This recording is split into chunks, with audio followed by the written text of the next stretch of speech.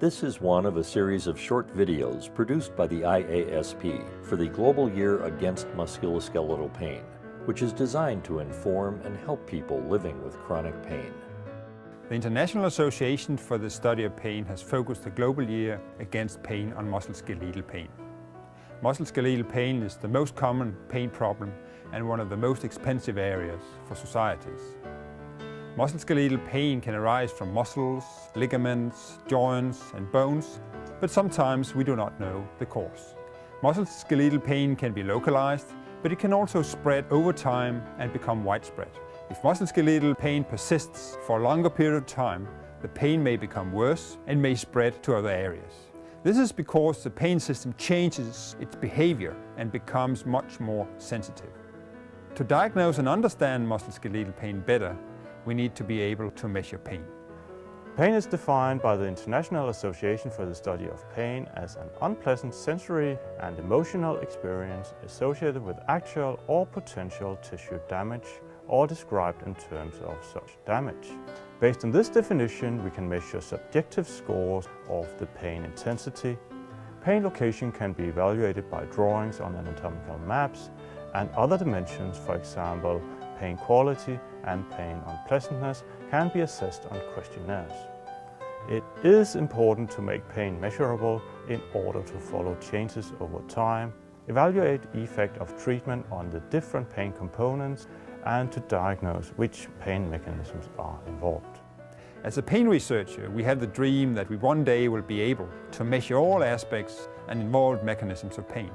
This will most likely never be possible, but we have over the years developed many new tools which can help us to understand which mechanisms are involved in the generation of musculoskeletal pain.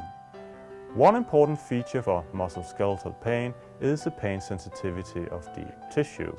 Clinically, palpation is often used and gives valuable information of the site of soreness, but more quantitative measures are needed. One example is pressure hygrometry. Here, the pressure is applied to, for example, the muscle, and the patient indicates when the pressure becomes painful. This is the pain threshold measured in, for example, kilograms. Patients with musculoskeletal pain normally have smaller or larger areas where they are sensitive to pressure. There are 4 reasons why we want to measure musculoskeletal pain quantitatively.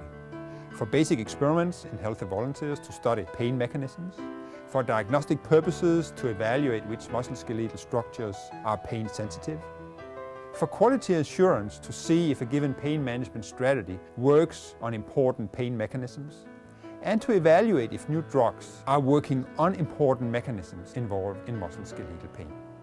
An important feature of the pain system is the ability of pain to summate or integrate over time. A painful stimulus applied several times is more painful than the same stimulus applied only once. If a pressure intensity related to the pain threshold is applied repeatedly, the pain will become stronger and stronger, and this pain amplification can be measured. Patients with musculoskeletal pain often have a very strong amplification of pain when stimuli are repeated over time. Although we know a lot about which mechanisms are involved in chronic musculoskeletal pain and the pain amplification, no new drugs have so far reached the market. Often non-steroidal anti-inflammatory drugs are efficient, but they should not be used on a daily basis due to the possible serious side effects. The many new tools to measure musculoskeletal pain will in the future help to identify compounds which are particularly efficient on this type of pain. Promising compounds are in the pipelines, and I hope some of them will make it to the market for the benefit of the many patients suffering from chronic musculoskeletal pain.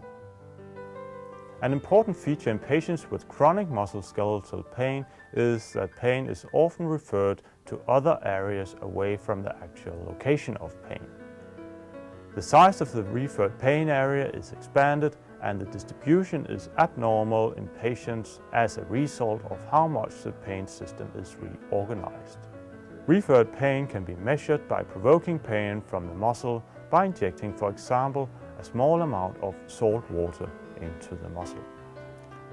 By advanced pain assessment tools, we have the option to further improve our understanding of musculoskeletal pain, develop better drugs, and hopefully provide the basis for helping the many millions of people suffering daily from chronic musculoskeletal pain.